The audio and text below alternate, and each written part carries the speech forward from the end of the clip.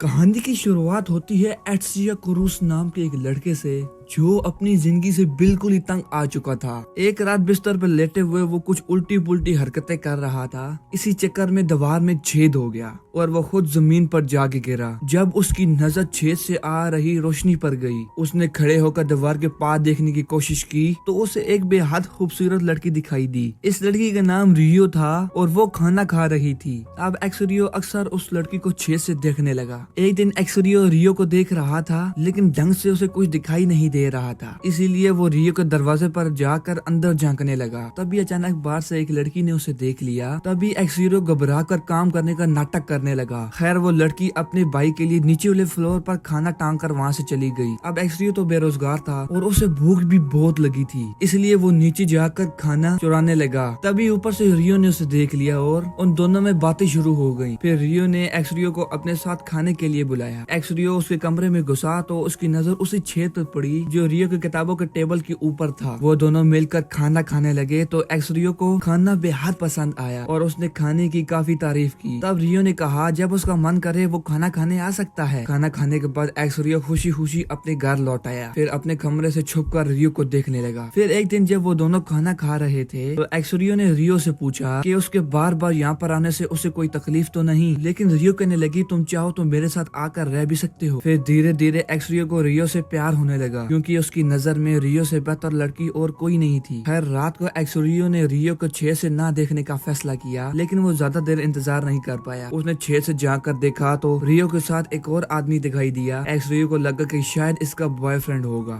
लेकिन अचानक रियो ने एक ही झटके में उस आदमी का सर धड़ से अलग कर दिया और एक वैशी दरिंदे की तरह हंसने लगी। ये देखकर एक्सरियो हक्का बक्का रह गया और उसने दीवार को धक्का मारा जिससे उस छेद के सामने किताब गिर गई। उसे यकीन ही नहीं हो रहा था कि मासूम से दिखने वाली लड़की वो एक आदमी की जान भी ले सकती है। बाद में जब एक्सरियो उस खौफनाक घटना के बारे में सोच रहा था तो अचानक किसी ने उसका दरवाजा खटखटाया। तो उसने बाहर जाकर देखा कि रियो उसके लिए खाना लाई थी। ऐसा लग रहा था कि वो भी एक्सरियो को चाहने लगी है, लेकिन उसने कहा कि आज वो एक्सरियो के कमरे में खाना खाएंगे। फिर खाना खाने के बाद एक्सरियो ने छेद से किताब हटाई और रियो को देखने लगा। उसे लगा कि शायद जो उसने देखा था वो उसका वहम होगा, पर तभी उसकी नजर मीजी नाम की एक लड़की पर पड़ी। उसे रियो पर थोड़ा और शक हो गया। फिर अगली सुबह जब वो कपड़े धोने जा रहा था तो रियो ने कहा कि तुम मेरी वॉशिंग मशीन यूज कर लो। इसके बाद उन दोनों ने प्लान किया कि वो आज रात को फिर से साथ खाना खाएंगे। तब एक्सरियो को कल रात की घटना याद आई, लेकिन फिर उसने अपने आप को मना लिया क्योंकि वो रियो को बेहद पसंद करता था। रात में जब एक्सरियो खाने की टेबल सजा रहा था तो अचानक उसको रियो के कमरे से अजीबो गरीब आवाजें आई। एक्सरियो ने तुरंत छेद से देखा तो रियो के कमरे में एक और आदमी था। रियो ने उसे भी बेरहमी से मार डाला। तब एक्सरियो को एहसास हुआ कि ये कोई वहम नहीं है। वो जोर जोर से चिल्लाने लगा। तब रियो ने उसे देख लिया तो वो चाकू लेकर इसके पीछे पड़ गई। एक्सरियो अपनी जान बचाकर बिल्डिंग की छत पर भाग गया, लेकिन रियो उसके पीछे वहाँ पर भी आ गई। रियो ने एक्सरियो से पूछा कि तुम्हें मेरा सच कैसे पता चला। तो तब एक्सरियो ने उसे छेद के बारे में बता दिया। साथ ही उसने घबराते हुए अपने प्यार का इजहार भी कर दिया। तुम क्यों करती हो ये सब? मैं बहुत प्यार करता हूँ तुमसे, लेकिन तुम लोगों को मारती हो रियो। रियो ने उसकी गर्दन पर चाकू रख के उसकी आखिरी इच्छा पूछी। तब एक्सरियो ने कहा कि मैं रियो को अपनी गर्लफ्रेंड बनाना चाहता हूँ। ये सुनकर रियो ने उसके चेहरे से खून चाट कर और उसे चूम लिया। साथ ही वो उसकी गर्लफ्रेंड बनने को तैयार हो। जिसके बाद एक्सरियो ने एक डिपार्टमेंट में मेडिकल स्टोर में नौकरी ढूंढ ली। वो आम से ब्लेड से एक बॉक्स खोलते हुए को याद आया कि मेरी गर्लफ्रेंड इससे थोड़े बड़े ब्लेड से बंदा ही खोल देती है, और वो ये सोच सोच कर बहुत ही घबरा रहा था। खैर अगली सुबह रियो एक्सरियो को अपने कॉलेज ले गई और उसने अपने दोस्तों को बताया कि एक्सरियो उसका बॉयफ्रेंड है। ये सुनकर तो एक्सरियो के पेट में तो तितलियां उड़ने लगी। अब एक्सरियो ने भी इसी कॉलेज में एडमिशन लेने का सोचा ताकि वो रियो को बाकी लड़कों से बचा सके। पर रियो ने फिर उसे याद दिलाया, तू मुझे बंदों से क्यों बचाएगा? मैं खुद एक बंदा मारती हूँ रोज रात को, सीरियल किलर हूँ मैं। फिर एक्सरियो ने उसे पूछा कि तुम ये काम कब तक करोगी, लेकिन रियो ने उसे कोई जवाब नहीं दिया। फिर कुछ दिन बाद एक्सरियो के साथ चलते हुए रियो ने एक रेन कोट पहना और अचानक लोगों को मौत के घाट उतारने लगी। जब उसे अंदर से लगता था कि इस इंसान को मर जाना चाहिए, उसकी इस आदत से परेशान होकर एक्सरियो ने रियो से से पूछा कि वो लोगों की जान क्यों लेती है, क्या उसने जिनको भी मारा तुम्हारी उससे निजी दुश्मनी थी। तब रियो ने कहा कि मैंने सभी बुरे इंसानों की लिस्ट बना रखी है और वो उन्हें एक एक करके मार रही है। ये सुनकर एक्सरियो ने पूछा मेरी बंदी तो बहुत ही अच्छी है, मैं तो उसका नजायज ही बुरा समझ रहा था, ये तो सिर्फ बुरे लोगों को मारती है। आखिरकार वो रियो के प्यार में इतना डूब चुका था, उसको रियो के अंदर कोई कमी नजर ही नहीं आ रही थी।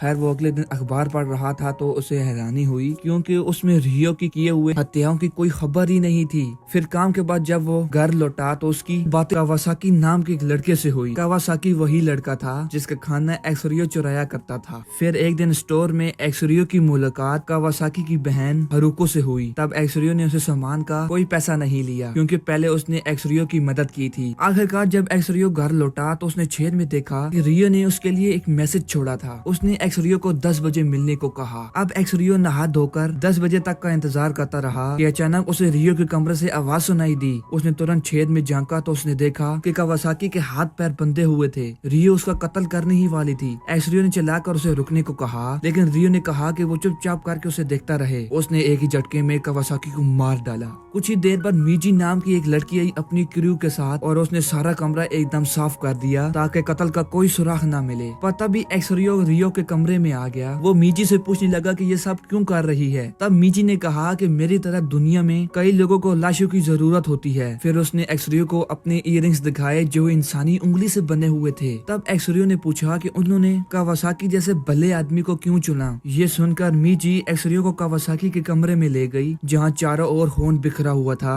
असल में कावासाकी आम बिल्लियों को काट पीट कर मार डालता था। फिर मीजी ने एक्सरियो को भी वार्निंग दी कि रियो तुम्हें भी इसी तरह मार डालेगी। ये सुनकर एक्सरियो बुरी तरह डर गया और वो अपने कमरे में भाग गया। अगली सुबह रियो ने एक्सरियो का दरवाजा खटखटाया लेकिन एक्सरियो ने दरवाजा नहीं खोला, इसलिए रियो बालकनी से अंदर आ पहुंची। वो एक्सरियो को गले लगाना चाहती थी लेकिन एक्सरियो उससे अच्छे से पेश नहीं आ रहा था, इसलिए वो यहाँ से चली गई। फिर अगले दिन एक्सरियो की मुलाकात हारुको से हुई। हारुको ने उसके भाई के बारे में पूछा। तभी अचानक रियो भी बालकनी में आ गई और उसने हारुको को अपने कमरे में बुलाकर अपने भाई का इंतजार करने को कहा, मगर एक्सरियो ने जैसे तैसे हारुको को रियो के कमरे में जाने से मना किया। हारुको के जाने के बाद एक्सरियो ने रियो से पूछा कि क्या वो हारुको को भी मार डालेगी, तो रियो ने कहा कि नहीं। फिर अगले दिन हारुको ने एक्सरियो को मैसेज करके कॉफी शॉप में मिलने के लिए बुलाया क्योंकि वो अपने भाई के बारे में कुछ बात करना चाहती थी। लेकिन तभी काली वैन वहाँ पर आई और कुछ लोग एक्सरियो को जबरदस्ती उठा कर ले गए। तो एक्सरियो ने उसे बताया कि हारुको अपने भाई को ढूंढ रही है। तब मीजी ने कहा कि जो इंसान मर चुका है वो कहाँ मिलेगा उसे। खैर बाद में हम देखते हैं कि एक्सरियो हारुको से मिलने कॉफी शॉप में पहुंचा। हारुको ने उसे बताया